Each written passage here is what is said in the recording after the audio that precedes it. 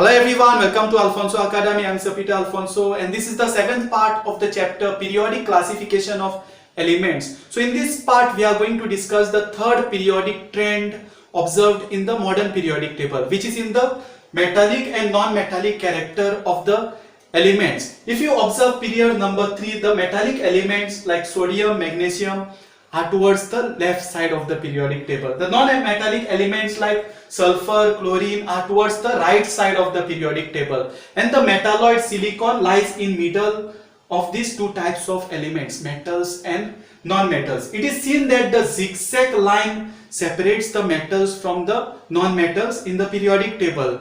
The elements seem to be arranged in such a way in the periodic table that all the metals are towards the left side of the zigzag line and the non-metals are towards the right side of the zigzag line, and all the metalloids are on the border of this zigzag line. Now let us compare the chemical properties of metals and non-metals. It is seen from the chemical formulae of simple ionic compounds that the cation in them is formed from a metal and then anion is formed from a non-metal. Let us take for example sodium chloride, a simple ionic compound, sodium chloride. Here sodium loses its valence electron, which is 1 in number, a lone electron, to chlorine to form a sodium cation, Na+.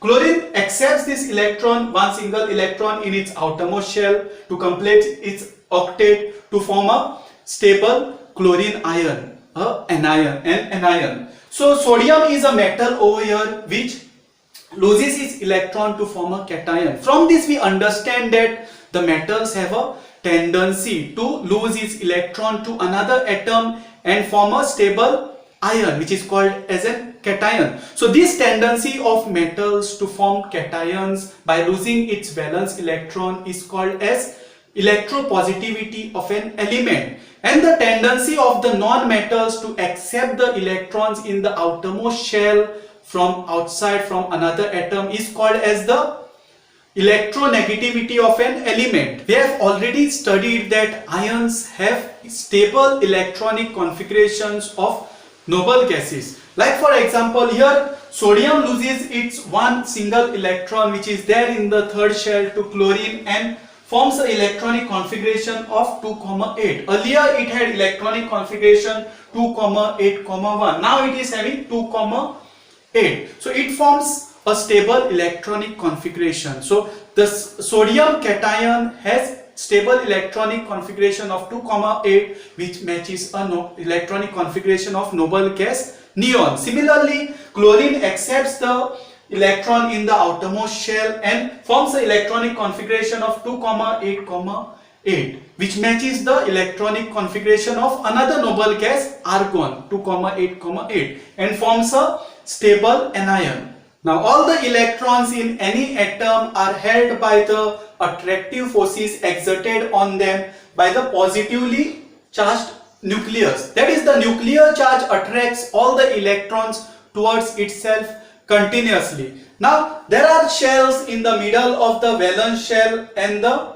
nucleus, and they are filled up with electrons. Because of this presence of electrons in between the valence electrons and the nucleus, the effective nuclear charge attracting the valence electrons is somewhat less than the actual nuclear charge. So here we are getting one point, that the effective nuclear charge exerting the attractive force on the valence electrons is less. Second, the number of valence electrons in metals is small because metals are on the left side of the periodic table and a new period gets started on the left side of the periodic table. So number of valence electrons goes on increasing, but they are less as compared to the non-metal. So number of valence electrons are less. So as a combined effect of these two factors, the metals have a tendency to lose electrons and form cations with stable electronic configuration of noble gases. So this tendency of metals to form cations called electropositivity is the metallic character of the elements. The periodic trend in the metallic character of the elements is clearly understood from their position in the modern periodic table. Now if you consider any group and go down the group, you will see that the number of shells are increasing by 1. So at every stage, one shell is added, which increases the distance of the valence electrons from the nucleus, which results in the decrease in the effective nuclear charge, because of which the force of attraction towards the nucleus, which attracts the outermost electrons, the valence electrons, decreases. Now you must not get confused when you hear the terms effective nuclear charge and nuclear charge.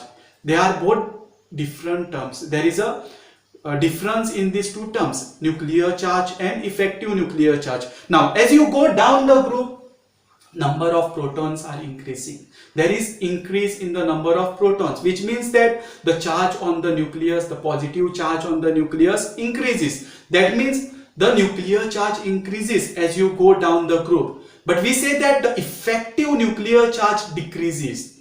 Nuclear charge increases down the group, but effective nuclear charge decreases, because the effect which this nuclear charge is having on the valence electrons decreases because of the additional shells. Because one shell gets added as you go down the group, the distance of the valence electrons from the nucleus increases, and because of which the effect which the nuclear charge is having on the valence electrons decreases. So we have to say that the effective nuclear charge decreases down the group. So the word effective is very important. If you just say nuclear charge decreases, then it's completely wrong, because nuclear charge increases down the group. The effective nuclear charge decreases down the group. As the effective nuclear charge decreases down the group, the attractive force on the valence electrons also decreases. As a result of this, the tendency of the atom to lose its valence electrons increases. Also, the penultimate shell becomes its outermost shell on losing these valence electrons. The penultimate shell is a complete octet. Therefore, the cation formed have special stability.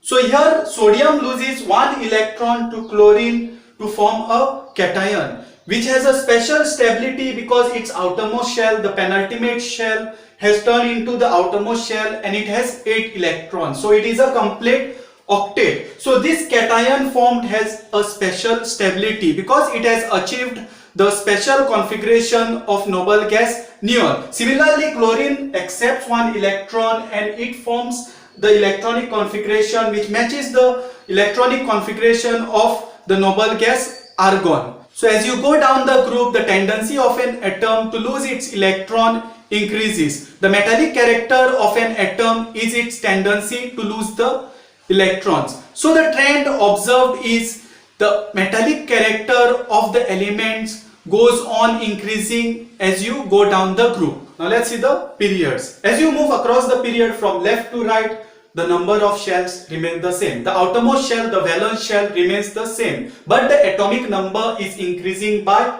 1. That means the positive charge on the nucleus increases. The nuclear charge increases. Because the outermost shell remains the same and the nuclear charge increases as you go from left to right within a period, the force of attraction on the valence electrons increases. That is, we have to say that the nuclear charge, the effective nuclear charge increases as you go from left to right within a period, because of which the force of attraction on the valence electrons increases, and because of this reason the atomic radius decreases as you move across the period from left to right. Now let's take the example of period 3 elements, which has the elements sodium, magnesium, aluminium, silicon, phosphorus, sulfur, followed by chlorine and argon. If you see over here, their atomic number goes on increasing as you go from left to right within a period. That means the number of protons are also increasing. Atomic number is increasing by 1, so number of protons are also increasing by 1. Like sodium has 11 protons, magnesium has 12 protons, aluminium 13 protons, so it goes on increasing. That means the nuclear charge also goes on increasing, but the number of shells remain the same. That is, period 3 elements has 3 shells. So because of this reason, the nuclear charge has an effect on the valence electron. It pulls the valence electrons with greater and greater force as you go across the period from left to right. So because of this reason, we have to say that the effective nuclear charge goes on increasing as you go from left to right within a period, because of which the atomic radius goes on decreasing. The atomic radius goes on decreasing, and the force of attraction on the valence electrons towards the nucleus goes on increasing. So as you go across the period from left to right, the tendency of losing electrons decreases. The valence electrons are held with greater and greater attractive force. This property is called as electronegativity of an element. So as the electronegativity of an element increases as you go across the period from left to right, the ability of an atom to accept the electron and become an anion also increases. So this tendency of an atom to form an anion by accepting the electron from another atom is the non-metallic character of an element. So the periodic trend observed is the non-metallic character increases in a period as you go from left to right. Now this is what you have to remember in this part. Down the group, the number of electronic shells go on increasing, atomic radius increases, therefore the effective nuclear charge decreases, and the tendency to lose electrons, which is called as electropositivity, increases. The metallic character of an element is its tendency to lose electrons. Therefore, the metallic character increases while going down the group. Left to right in a period, the number of electronic shells remain the same. Atomic radius decreases. The effective nuclear charge increases, and the tendency to accept electrons, which is called as electronegativity, increases. The non-metallic character of an element is its tendency to accept electrons. Therefore, the non-metallic character increases across the period from left to right. So that's it in this part. Hope you have understood everything whatever I have explained you. If any doubt, then you can always message in the comment box. Please subscribe my channel if you have not done, and please like and share this video. Thank you very much for watching.